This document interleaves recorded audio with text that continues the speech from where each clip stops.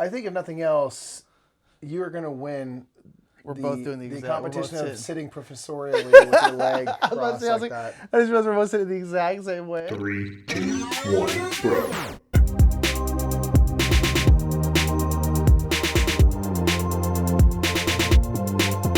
That's how you know we're intellectuals. Because I can sit like this and I don't have to do this one. First of all, people One of sit these like... ones? I hate this. How do dudes sit like this? I used to, and it hurts. It hurts so bad. I sit Oprah style, just leg crossed over like this. I used to think this is like, this is how girls sit. And I was like that? Oh. Jude freaking Law. Dude. Yeah, I love sitting He's like handsome. this. This is where it's at. What's up, everybody? I'm Mike. I'm Nick. We are the brothers Murph, and you know what? We got a bone to pick. We don't just agree with each other all the time. That is true. I don't want anyone to think that. And we got a lot of questions a lot of times, like, what is a game that like one of you likes, the other one doesn't like? And to be fair, there's not many. We have a lot of overlap. We do. We have one of the reasons why we work so well together is because we like a lot of the same stuff. Yeah. And especially with games, like there's a couple games that one of us likes, the other one doesn't, but there's very few really. I mean, we pretty much like the exact same stuff. And we agree on most things just in general, within life, in board games in general. Mike and I have very similar viewpoints. It's one of the reasons why we're best friends. Yeah. On top of being brothers. Yeah. But there are not always things that we agree upon. And this is the topic that is one of them. This is an ongoing debate we've had, and now we're presenting to you because we need the people to decide who's right, if either of us are right, which is probably unlikely. The thing that I think we tend to disagree the most on in board games is the idea of an essential expansion. Yes. Meaning... Or rather, what is an essential expansion? What constitutes an essential expansion? What does that mean? Yes. And I was like rolling around with my definition, which I think is correct. And then Nick obviously is like, I don't agree with that. We very much disagree on this, yes. Yeah, so what we're going to do is we're going to kind of establish our understanding of what this means and hash it out and why we think we're right. And then talk about some examples as well of what we would consider an essential expansion. Mm-hmm. So I'll go first. Okay. If that's cool. Yeah, sure. Probably. Elder privilege and all. Yeah, he's older. So for me, all something needs to be considered an essential expansion it means it's something that takes a game to a level of play that I don't want to play without it. Okay. If an expansion brings something to a game that I'm like, this is the most fun I've ever had playing this. I don't really have an interest in playing it any other way. That to me is essential. In my book, at that point, I'm like, because I don't really want to play it if I don't have that element in there. And there have been many games that I have enjoyed before, and then some expansion comes out that just takes it next level. So it takes a thing that I already love, and it adds the jelly to the peanut butter, and now we're having babies. You know what I mean? We're making magic. So sure. That's how babies work. For me is how I define an essential expansion. Yeah. I don't want to play it without it. Okay. How do you define essential expansion? expansion? I don't define essential expansion. One of the reasons why we talk about this a lot is because one thing that we wanted, a top 10 we wanted to do is top 10 essential expansions. You realize that'd be hard to we don't agree on what essential expansion means, and so it's very difficult. And so what I think, to me, what an essential expansion is, it's a game that the game is like unplayable without it. And not that like, I would never want to not play with this expansion. Right. It's that the game, like, not necessarily is not good, but it's just like literally like no one should ever play this game without this expansion. See, I think we have the same definition. No, we don't have the same definition at say all. No one should ever play viticulture without Tuscany. But here's the thing, but we played viticulture for like 2 years without Tuscany and loved it. But now that I'm here, I don't want to not play Tuscany. But that to me is not the same thing. Like, to me, it's like, I think it's a game that the puppies are going wild. If you can hear that, sorry. You disagree with me, I think. To me, it's like it's a game that like you would not play unless you had the expansion. Now, I'm talking about like ever. Accurate. But that's not true because every single game that's on your essential expansion list, you have enjoyed thoroughly without that expansion. And at the very least, if you think that's a little too harsh, I would say then that everyone should always buy the game and always buy the expansion at the exact same time. And I think that's dangerous. It to be an essential expansion, that means you have to buy them. You can't live without one. Yes, like you can't live without the other one. Like and that way, if someone's gonna buy, Feast for Odin, they need to buy Norwegians at the same time, or else what's the point? I so don't agree with that because one, that's a big financial burden. That's true. Because that's games like are $150 expensive. right Because there. I would say one of the things that people consider an essential expansion the most is like the Valhalla expansion for. They got to fight right now, don't they? The Valhalla expansion for Champions of Midgard. Yes. And that means you have to buy Champions of Midgard and the Valhalla expansion at the exact same time. That is expensive. And I think Champions, don't get me wrong, do I ever want to play Champions without Valhalla? No. But I think it's fine without it. I think, okay, so yeah, I think you're right. I think Champions is fine without it. But it isn't a great game without Valhalla, because you have this whole thing of you're trying to battle monsters, and at some point in all these battles you're going to lose some of your Vikings. And like a big part of Viking culture is dying in glory and ascending to Valhalla, where like it's like your ultimate purpose. And they just forgot that. I mean, like, it seems like to me like a glaring error in design. They forget this entire piece. And so now when Valhalla comes and you lose your dice workers and they turn into these tokens that you can then use to buy very powerful cards and stuff, it makes it seem like them dying is the best thing they could do, which is more reflective of the Viking culture, at least as it's depicted in cinema and games and stuff like that. And so Valhalla fits in so perfectly. I can't imagine that game without it. It doesn't feel complete. But the thing is that whole part. But take yourself back to when we played that game without Valhalla. Were you sitting there being like, man, this is missing something? No, but like... Well, see that to me, so that means that people buying the game just straight up don't care about the fact that they're missing out on this so-called essential expansion. Now, this brings up a point that I kind of want to talk about with this. Yeah. Because this is where I'm kind of in a gray area on this. And because we talk about... So basically, to me, there are very, very few essential expansions, if really any, in my opinion. And so there is one, though, that I'm going to say for mine that I think is the closest. And I'll get into reasons as why. Okay. But I think it brings the topic of kind of what you're talking about with Valhalla, that it completes the game. Okay. The game, Champions of Midgard was like 75% complete, and this makes it a full circle. Every fifth player expansion ever. Every obligatory fifth player expansion. The worst type? Yeah, you're right.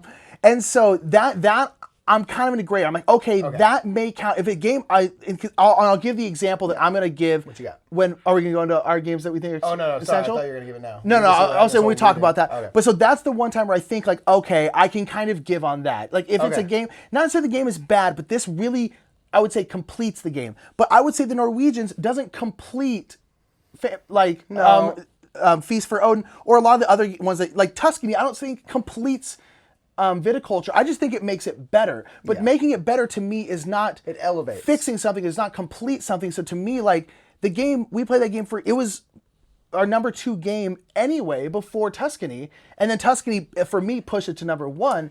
But, like, for me to say, like, no, it's essential. I'm like, obviously it wasn't, because I loved this game. And that's one specific example. But to me, an expansion that just makes a game a lot better, but doesn't necessarily fix anything that was like broken, isn't essential. That just makes the game better. I bet you I can guess your... I bet you can too. Yeah. Let me ask this leading question. Is it small? Yes. But very big at the same time? Yes. Yeah, you're right. Okay, so let's get into some examples of what we define as essential expansions. I got one. I have several. I won't name them all. You're right. Like, essential thing isn't always replaces it. For me, most of my examples of what I would consider, and it's just what I consider an essential expansion, elevates a game. It takes something I love and goes next level. Okay. An essential expansion for me, On the Brink for Pandemic. I don't want to play without it. I love that something that's already hard now becomes harder with a virulent strain. Okay. Ooh, that's so fun. Another one is Tuscany for viticulture, like I talked about. I love viticulture. Now we have 4 seasons. It feels deeper. It feels more strategic. There's more things going on. I take something I want more of it. It's the addict in me, man. It's the addict saying, I want more. Yeah, I need Norwegian's expansion for Feast for Odin, one of the most essential for my money. I do not want to play without it. Will I? Yes. It doesn't fix a broken game, but every area of Feast for Odin that was sort of fine and there is now elevated to all the other parts of the game that were already had this much going on and this much thinking about it. Now farming and all these different areas are just as, or sometimes even more interesting than they were before. So I'm like, I can't go back. I don't want to go where now I play a game and I'm like, oh, I really wish, because all I'm going to think about is like, oh man, I wish I could get pigs. I can't get pigs in this version. You know what I mean? Yeah, So like, to that's me, fair. it is That's essential. totally fair. 'Cause I don't want to go back because it takes it. It's just elevated. It is at its best possible form. You know what I mean? Yeah. So here's the thing. So with this is one thing I'll say also for essential expansions. I think for it to be considered an essential expansion, you have to be able to teach it to someone new. Not necessarily someone new to gaming, Sure. but new to that game. Like if it complicates a game so much where it's going to be difficult for them, I don't think, it's worth it. Because then it's not essential. Because then, to me, again, it's like my argument is like you at least have to make the argument that they should buy both at the same time. Yeah. Like they need to buy Feast for Odin and Norwegians. A good expansion will add new things without necessarily adding I complexity. agree. I would and say all most of the depends on things you type of say game. are essential. You could say that for. But if you say something that like greatly complex, makes the game more complex, it makes it harder to learn, and you're trying to say that's essential? No, absolutely not. Can I like, give an example of yes. that? Pearlbrook for Everdell completely falls into that category. It adds complexity to the game and makes the game, I think, slightly crunchier and stuff. And Everdell is on the gateway side of Like, things. yeah, it's plus. And it makes it a little more complicated than I think it needs to be. Which I think is fine if you've played it. Yeah. I think maybe the best one of that, and it's not exactly an expansion, but it's that vibe, is Queen Domino versus King Domino. Yes. King Domino is so accessible, so easy, and Queen Domino is not hard, but there's much more going on, and there's a lot more to explain. So that's kind of a, Yeah, totally. Yeah, anyway. I hear you. All right, so my essential expansion that I can honestly think I'm of going to this. throw you a second one that you're going to agree with me on, but after you. Okay, I'm curious. Because I was trying to think of one, and there's really only one I can think of, and that is the backstage expansion for Shakespeare. And there's a couple different reasons. One is because I think it completes the game. We enjoyed Shakespeare for a long time before that, so I don't think it's essential in terms of like you can't play without it. But here's the main reason why I also think it's expansion. It's essential. It's really small and really cheap. It's like $15. So to me, it's not like buying a $50 expansion on top of a $70 game. It's buying a $40, $50 game and then buying a $10 expansion on top of it. That so to me increases the value of that game so much. I mean, it is honestly. It is probably top 3 favorite expansions for me, period. It's small, you can teach it to new people, and I think it completes the game. It gives you a whole nother half of the game. Yeah, I don't think the game is like broken or bad without it, but that's why that's the only one I can honestly think of, because I'm just like, this is the only one I think of that like is cheap, so you're not having a huge financial burden right out the gate. Because that sucks if you're like, they keep hearing, oh, this is essential, and they buy everything or buy all the essential stuff, and they don't like the game, and they didn't need any of that, you know. And so what's the one you think I would say? Throw this out here because it's possible. It's very possible. I possible. think it adds a lot to the game. I think it adds an incredible amount of depth to a game while still making it very accessible. I'm going to say Evolution Climate. Okay, I was going to say Evolution Climate, and here's why I didn't, because that's a separate. You could just buy that as the game. Yeah, and I mean now it has basically become the game now. Yes, but like when we got it was sort of. I completely agree. Type thing. It was. So because I looked at that and I was like, oh, I'm going to say that, but then I was like, well, no, because you can just. Evolution Climate is a game, or you can buy like the climate upgrade for normal Evolution. Yeah. So that's why I say. Other than that, yes, I would completely agree. That's a. Basically proof that it is such an essential expansion that it's sort of just it's just the game now. Yeah, 100%. It's that good. That's how it is. Yeah, and I totally agree with that. You know what? And the thing is like we have very different views of what an essential expansion is, but I have to agree with you. Out of everything we've talked about today, the backstage expansion for Shakespeare is literally the most impactful one that we've talked about, especially for size to impact of the game. Yes. Oh, it's incredible. It is incredible because basically you're doing this bidding with these actions, and the less actions you decide to do in a turn, the higher in the turn order you get to go. Yep. But in the base game, those actions you don't do anything with. You just lose them. They're just there. And now you use those in the backstage. And so it literally adds a half of the game. Yeah, pretty much. While not making it much more to explain. Not really. I agree. Like I think how I determine what's essential is still going to remain the way I do it. Totally. And that's fine. But I think you're right. The backstage, like, try to make a better one that does more with less. Yeah, it's the only one that could really be like, absolute that one. Yeah. So anyway, those are just our thoughts. There's two people's thoughts, two Bing Bong's thoughts on expansions in general, what we deem essential expansions. The idea of an essential expansion is kind of funny in its root because these are luxury items. Yeah. First of all, let's talk about how nothing's essential. Yes. No one needs the base game. Yes. No one definitely needs this other thing that it's a luxury hobby. Yeah. Thing. But like with that said, you know, if you something you like, for me, that's what's like. I want more of that thing I like. Yeah. You know, I want something that basically is gonna keep a lot of the center of whatever the game is, and the reason I'm there to begin with, and just expand on it. Dump more sugar on that game. Yeah. You know what I mean? And that's for me, I guess, how I define it. So Yeah. And you know, you're right. You make a good point about the finances of it and how you need to kind of keep that.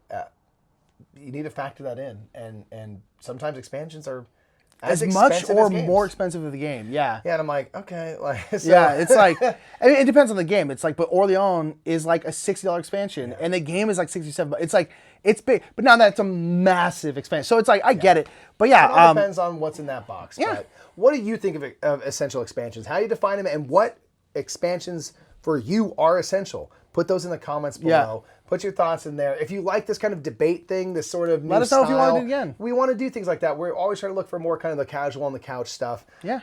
Put some debates down in the comments, or just debate kind of questions. We can also, it doesn't necessarily we always have to like very much disagree like this. We want to have like if you want kind of more topics. discussion, stuff like this, let us know down in the comments below and put some suggestions down And there. give this video a thumbs up if you like it. Give it a share if you want to get the discussion subscribe. going with other people and what they think of as essential expansions, especially if you have an argument with your friends about what they think essential expansions are. Put all that in the comments below. Share this around. And until next time, I've been Mike Murphy. I'm Nick Murphy. We are the Brothers Murph. This debate is closed. You tell us who won, because I have no idea. I don't know. Who cares? Anyway, have a good day.